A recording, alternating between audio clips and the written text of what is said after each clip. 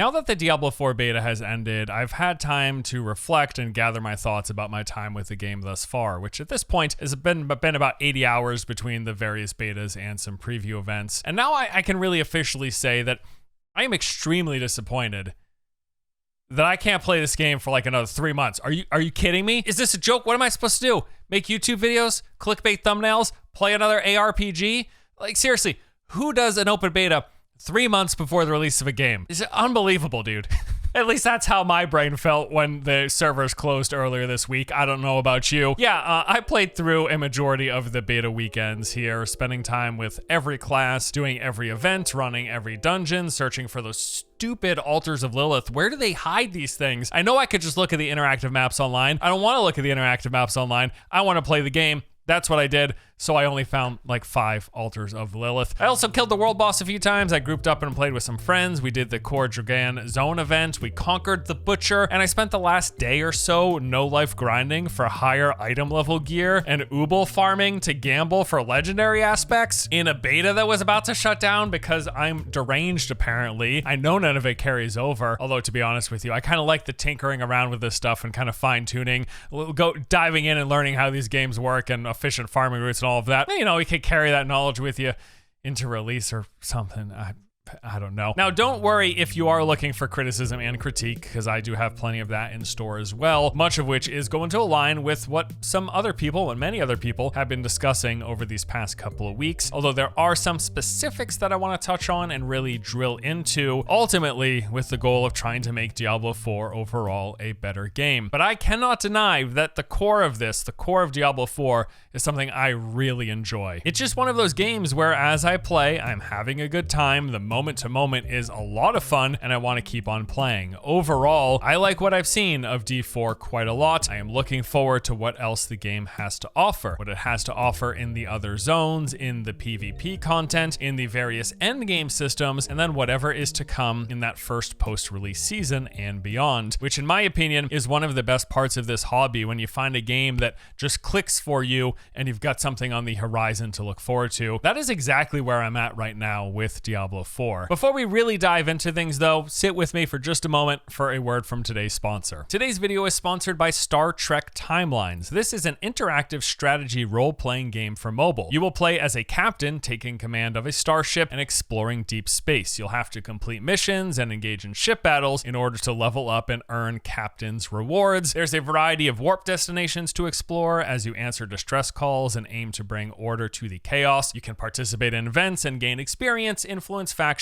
and rank up on leaderboards to unlock special rewards. You can also invite your friends, create and join a fleet, and participate in daily and weekly events. If you are a fan of the Star Trek series, you'll find a lot of your favorite characters: Spock, Picard, Captain Kirk, Pike, and many more. You can collect your favorites and assemble the best Starfleet crew. Star Trek Timeline is free to play. It is available on the Amazon App Store. Download it by clicking on the link in the description below. Okay, so let's dive into my Diablo 4 review. To start things off, I want to make it clear we are reviewing a beta, not the full game. And while this does give us a look at the core experience, how the game plays, and some of the various features and systems, it also came with quite a few limitations and restrictions. We were only able to reach character level 25. The max is 100. We only got to play through the Fractured Peak, one of the game's 5 overworld zones, with there apparently being a 6th zone, Hell, located underneath those. Also, mind you, Fractured Peaks appears to be the smallest of the 5 overland zones. We've seen these maps laid over each other. This looks to be the tiniest of all of the open world zones in the game. The highest rarity of gear that we saw was legendary, and there are still uniques above that, which are said to provide significantly stronger and more interesting boost, and the data mined details look to bear that out. And of course, we didn't get to even get a glance at any of the endgame systems. We haven't seen the Nightmare Dungeons. We haven't seen the zone-wide Helltide events. We haven't seen the PvP in the game, specifically those PvP zones. We haven't engaged with the Tree of Whispers or this game's bounty system. We haven't touched the Paragon board or the glyphs. Out of the game's world bosses, we have seen 1, and I'm pretty sure they are launching with either 4 or 5. Or in other words, outside of getting a feel for the general gameplay loop and the open world activities, there's still a heck of a lot of game that we haven't seen or played as of yet. So with that in mind, What do I think about what we have seen? What do I think about my time with the game thus far? I'm gonna start off with the things about it that I like. So first of all, it seems to me like a lot of reviews that I've watched so far just kind of gloss over or barely mention this, but the gameplay in Diablo 4 is really good. Like, it is top tier stuff, and it cannot be overstated how much gameplay is greater than like everything else in the game. This has always been a strong suit of Blizzard games in general, and even with all of the changes the company has seen over the years, all of the turnover and all of the turmoil, this remains true. They make games that just feel good to play, and Diablo 4 is no exception. Whether I was hurling rocks with upheaval on the Barbarian, zapping and incinerating enemies on the Sork, corpse exploding on Necro, raining down 1 billion arrows on the Rogue, or slashing and bashing stuff as a werewolf and bear, AoE groups, single target fights versus bosses, just moving around, even kicking barrels, everything that surrounds playing the game, the moment-to-moment feel, the combat, it is so good across the board. Now, in my prior video, why I'm excited for Diablo 4, I did detail some of what it means for a game to feel good, like what are the mechanisms associated with that. I'm not going to completely rehash that here, but the gist of it is low input latency and responsive controls, i.e. your character responds properly and in a timely manner to your inputs. Smooth and high quality animations for the character, the attacks, and then how those are received by targets and the environment. Accurate hit detection does play a big role, and Blizzard has detailed some improvements that they've made from Diablo 3 to Diablo 4 to ensure that hitboxes match up with the attack and spell animation. So for example, when you swing your sword, the damage is applied with the animation precisely following it along its path instead of just happening in a general area when the animation takes place. And while it may seem insignificant, this small detail adds a lot to the feeling of impactfulness. And then on the other end of that is the enemies themselves and the environment and how those react to being hit. And in D4, they've also done a lot of work here as well to match the death and ragdoll animations to the impact type, the direction, and the power of a particular attack. And then topping all of this off is the game's audio. Each of these elements coming together account for a majority of what we talk about when we say a game has good gameplay or a game feels good. And if you've played enough games,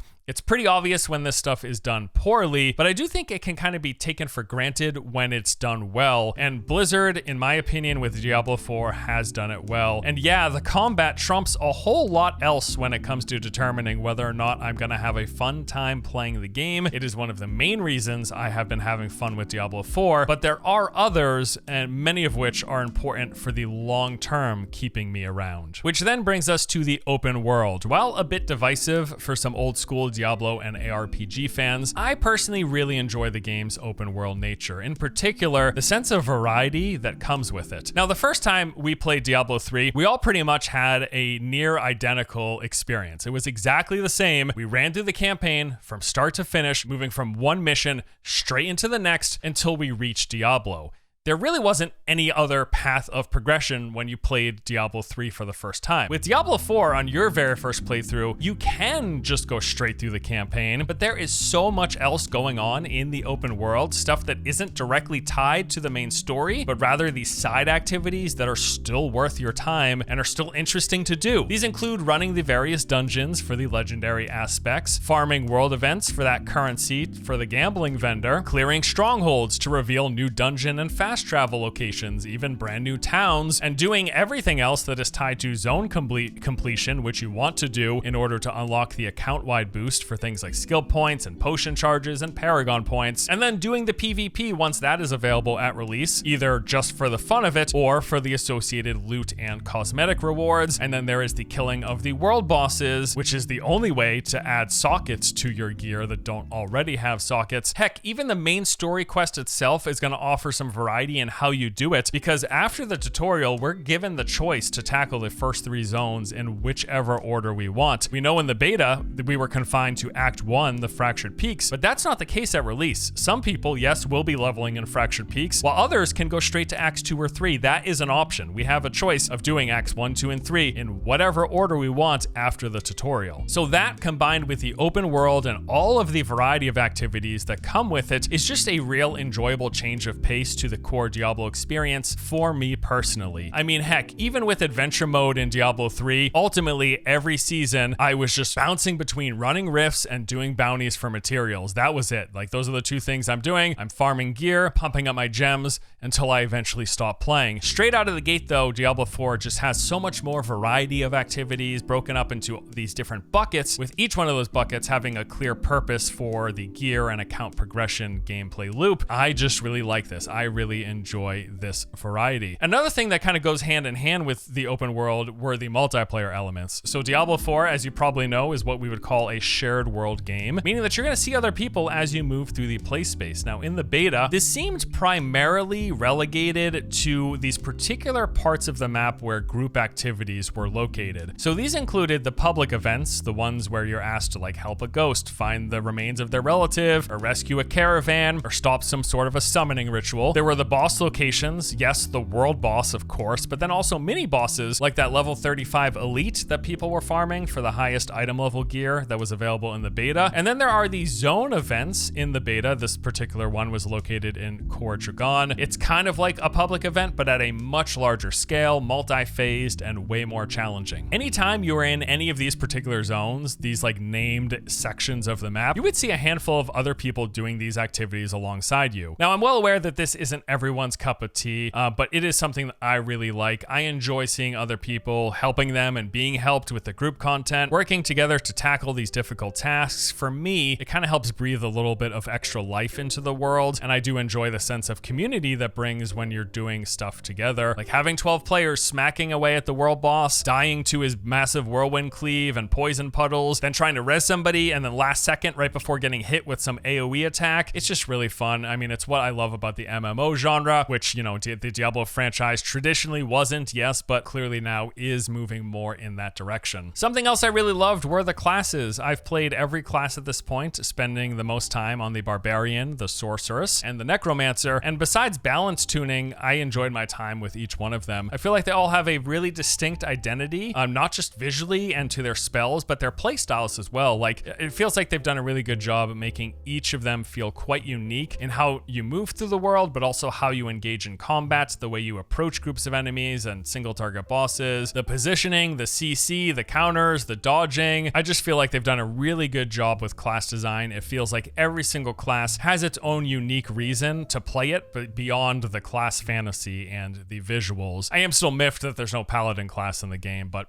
yeah, that's probably coming at some point, right? I think it's safe to assume. Something else I really enjoyed were the random events, and I'm not talking about the world events because those are actually pretty static. You play enough, eventually you'll get to know every single area, what possible events are going to spawn in here. No, I'm talking about stuff like the Butcher. I wasn't expecting something like that, just walking through a dungeon, all of a sudden, the Butcher to appear and start beating the crap out of us is basically what happened. We were able to clear him, but boy, that was a unexpected and really pleasant surprise, and that sort of thing at the moment I believe is specific to the Butcher, but I do hope that that's something that they incorporate much more of in the future. Having these random unexpected encounters out of nowhere, out of the blue, as you're just doing some other activity in the game, really surprising, really enjoyable. It was a fun challenge, and there was an extra sense of satisfaction from overcoming said challenge. I also want to say, anytime a game can get me into some sort of a farming loop, whether it's like XP level farming or gear farming or resource farming, it's something that I find really satisfying. When I get to the point where I am trying to like efficiently complete a particular task, solving basically the puzzle to that efficiency, it's so rewarding for me. And that happened to me even just in the beta. In particular, legendary aspects. I was farming the public events for Obols, and what I ended up doing was trying to find the ideal route, which was for me on the west side of the map. I was bouncing between 4 events, so I would teleport to one location where 2 events were really close to each other. I would do those quickly, then teleport to another location on the southwest of the map, at which point there were 2 other public event locations really close together. When I was going through the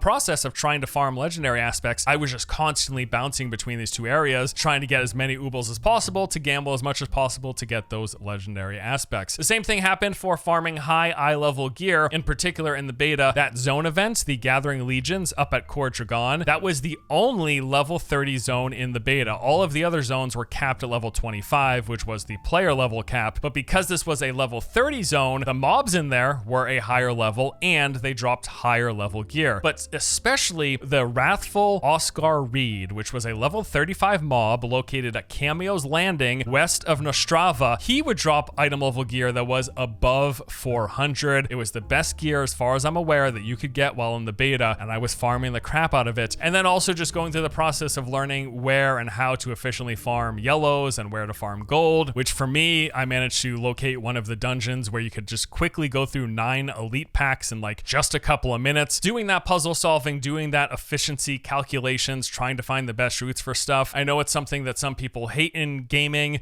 and I would say that I dislike it when it gets to the point that you have completely solved it and then you're just executing, but learning that process and then learning how to do it as efficiently as possible, it is a rewarding thing, just so long as that's not all you end up doing for the rest of your play experience. And I experienced that just in the beta.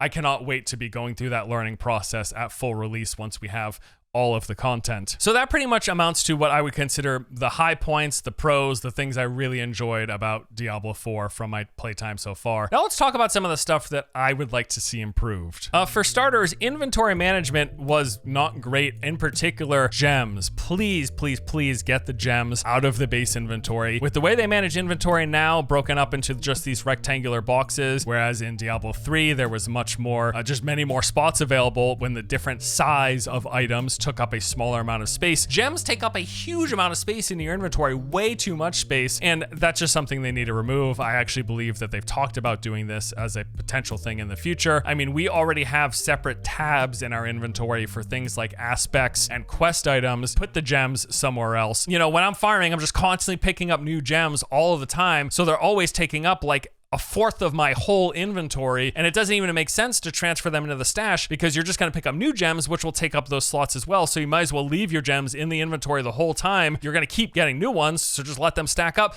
It's just annoying.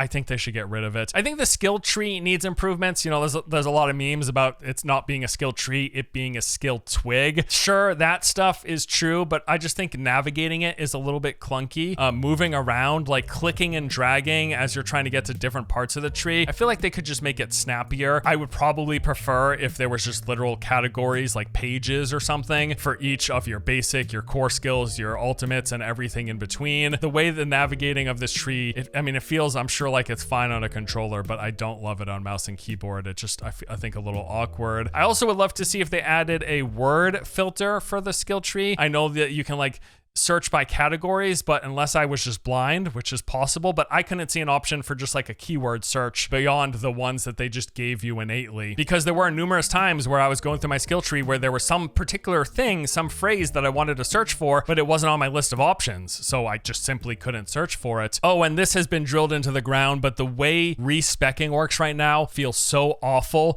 If I want to change my basic skill, I have to remove like 3 or 4 points from the end of my skill tree before I can even invest the points in the beginning of the skill tree during where the basic and the core skills are. Because if I try to take a point out of one of the basic skills, it says you can't do this because it's going to break the skill twig on the way down. So I got to like pull points from the end, put them in the top, then take them away from the skill that I don't want anymore, and then put them back in the end. It just, it doesn't feel intuitive. And I feel like there's definitely a much better, a better way that they could present this and manage it so that it wasn't so awkward to whenever I wanted to change one spell. I think it could use some quality of life big time. There's quite a few things in D4 that I think could use some quality of life improvements. When it comes to world scaling, I do think that the base idea of the system is fine. I've played plenty of games that have world scaling. I just think that they need to retune it a little bit. Basically, at the moment, whenever you level up, you appear to get weaker. In fact, I'm pretty sure you do get weaker because the damage that you do seems to be tied to the level of your enemy as they compare to the power level of your gear. So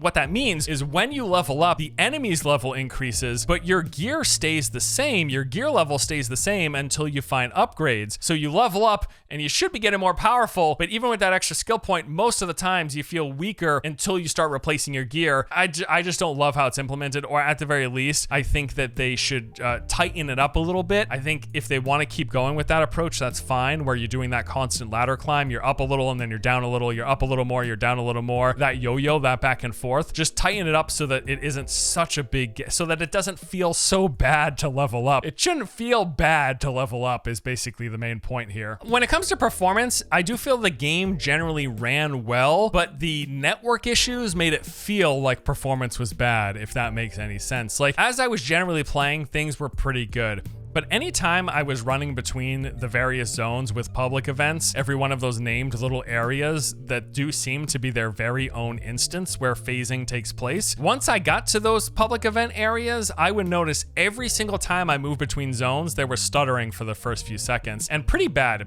hitching that felt really awful and made it appear like the game was running poorly. But again, I'm pretty sure it's just tied to the network issues, because the main culprits were anytime I came across public events, the zone events, the strongholds, the towns, and the world bosses. These locations, big hitching, felt awful. So much of the play experience will involve going into those spots where there are other people, and the fact of the matter is, it was pretty chuggy. It felt pretty bad in those instances. So that is something I feel like they need to address. Itemization, this is a really hot topic issue, been getting a lot of heat from a lot of community, the gist of which really basically revolves around the fact that legendaries appear to play a crucial role in your character build, much more so than where you are putting your skill points or the Paragon board. Legendaries do play a big role. Gear plays a big role in the power of your character, and in particular in how your build functions and the strength of your build. But then I think more so, and the point that I am more in agreement with, is all of this legendary gear that is just boring, and particular things that just give you a flat % increase instead of just like making the skill better by default in the tree progression. Take the 30% increase to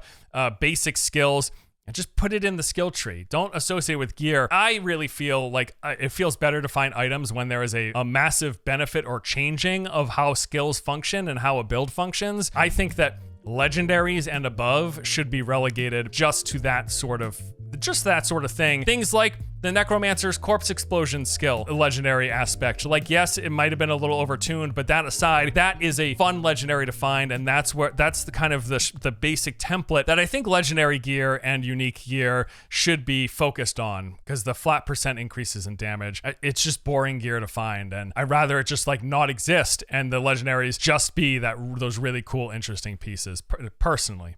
Another thing that gets brought up really often is the dungeon system. I do agree the layout and structure of their procedural layouts is pretty formulaic and does feel a little repetitive, but I'm just not sure how much of an issue this will be come release, given the wide breadth of content and other things to do that we are expecting and that we're going to have at our disposal. Yes, we will be running a lot of Nightmare Dungeons, that is true, with the additions that Nightmare Dungeons are supposed to be bringing, and then the fact that we're not just going to be farming Nightmare Dungeons. I don't know that this is as big of a deal, at least for me, that a lot of people seem to be making it out to be. And then finally, my last major critique or criticism or thing that I would like to see change or improved is just some more stabs at innovation, at variety, and at different types of group content. I think the base of the game and the open world and all of that stuff I like, but a lot of it does feel like pretty well-worn territory in open world games, in shared world games, and I would like to see Blizzard take some more risks and offer different types of content beyond what's there. It gets brought up a lot, but I would love to see raids, even if we're just talking 6 to 8 players, just something that's slightly larger group than the basic dungeon group, and activities that require group coordination, that we're not just talking about DPS checks and survivability checks, but things that really emphasize positioning or completing certain tasks that aren't just damaging the boss. I just think it'd be a lot of fun if a game like Diablo 4 had more of this. I would love to see more side activities, downtime things like dice games or fishing, or some more mini games and puzzles just to help mix things up and add variety. Yes, it is Diablo. Yes, the core of the experience is click on things so they explode and you get loot. I don't want that to change, but I would like to see some just additional mixing up of things. I would also like to see way more PvP variety than they're talking about. But Force, you idiot, you haven't even played the PvP yet. Yes, I know, but we do know at the moment that PvP is currently going to be relegated to just these open world zones, and that's fine and good, and I'm excited for that, but I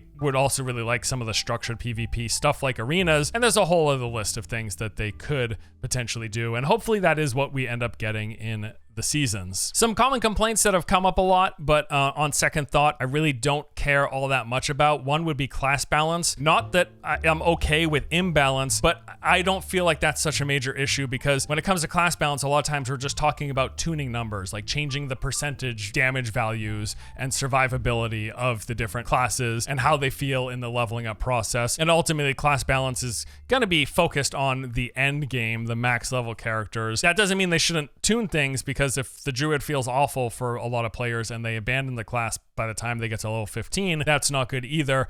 But me saying I don't care about it is that I feel like that can be simple enough of a fix, way more simple than overhauling, scrapping, or inventing entirely new systems. So that's what I mean when I say I don't care about it. I feel like it's easy enough and they should be able to fix it. And yeah, stuff like complaints about the user interface and the font, it's just really, it's not on my list of priorities. You know, make it a good user experience, make a good UI. And the only possible way I could see myself caring about a font is if it became like an accessibility issue where people can't read the font for whatever particular reason. If that's the case, give us more font options, but not liking a particular font, I've got Microsoft Word if I'm looking to stare at my ideal fonts.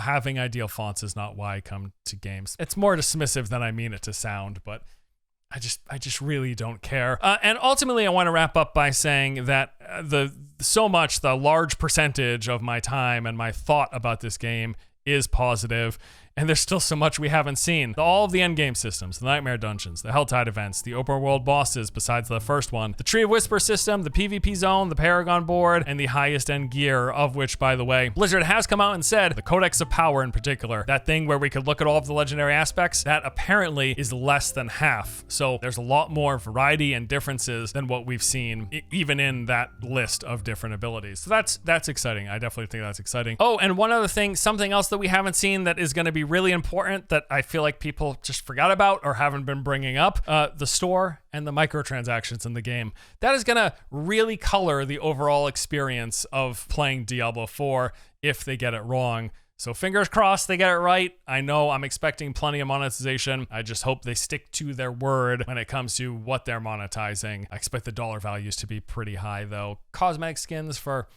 $25 for the good ones would be my guess.